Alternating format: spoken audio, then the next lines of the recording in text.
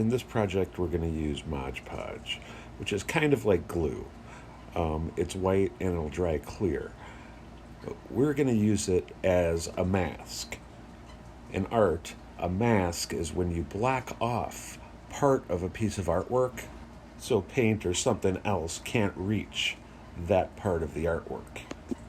After I apply the Mod Podge, I'm going to let it dry. This can take an hour or two. Now, I've mixed a little bit of temper paint in these spray bottles, primary colors, and I'm going to spray them over my paper that has the Mod Podge on it. You can also use watercolors or something for this kind of stuff if you'd like. After I'm done with this, I'm going to wipe off the excess paint with a wet paper towel, and you can see that the areas I've painted Mod Podge in blocked have masked, and they're still white like the paper. Art rules. We are going to use this technique to make the cityscape project.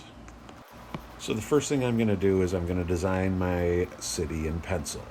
It's really just putting together rectangles, triangles. These are all shapes that you guys know and that you will all be able to make. But have fun with it, like they don't have to look like normal buildings that you see around. We can make it be more creative with it. I'm just making some strange windows and towers on the ends of stuff. Let's fill them up. Let's put a lot of details in it. Take your time with it. Craftsmanship counts. Do a good job. Make every building just a little bit different. That's good variety. And that'll just make your artwork better. Now, when I'm done with that, I'm going to start going over my lines. I am using different colored Sharpies, but you can use whatever you'd like. You cannot use normal markers with that because the colors kind of bleed. But if you wanted to use crayons or colored pencils, that would work for this, just not normal markers. Permanent markers are okay. That's why I'm using the Sharpies. Add a lot of color to it. Let's make these fun. Take your time again. Use good craftsmanship. Keep going till you're happy with all of your buildings.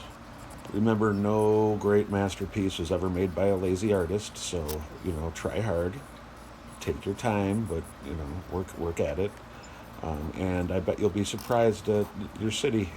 Just by putting together just simple shapes like triangles and rectangles, you can make a city, and these look really fantastic when they're done. So after I finish coloring, I'm going to start to paint my Mod Podge. Take your time with this too. You're going to paint the buildings and only the buildings. We want the sky to be left as the paper. So just the buildings. It's going to go on white, and it'll look like you are going over some of your details, but don't worry about that because Mod Podge dries completely clear. We're going to keep painting over till I've covered all of my buildings, being careful not to put any Mod Podge in the sky area.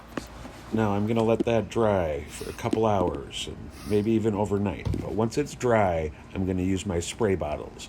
You can also use watercolors and just paint watercolors on it. That works too. But, spray bottles with it's just temper paint and some water. It's something you don't get to use very often, so it is kind of fun. Don't overdo it, though.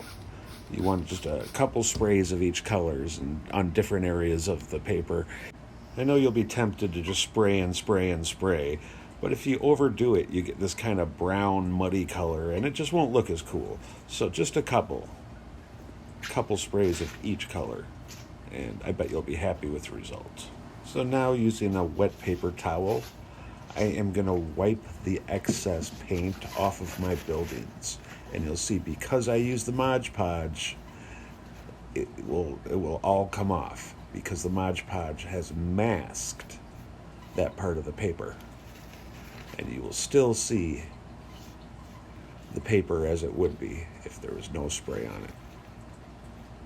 Pretty cool. And I really hope you like making yours, because I really liked making mine, and I can't wait to see what you come up with. See you later, artists.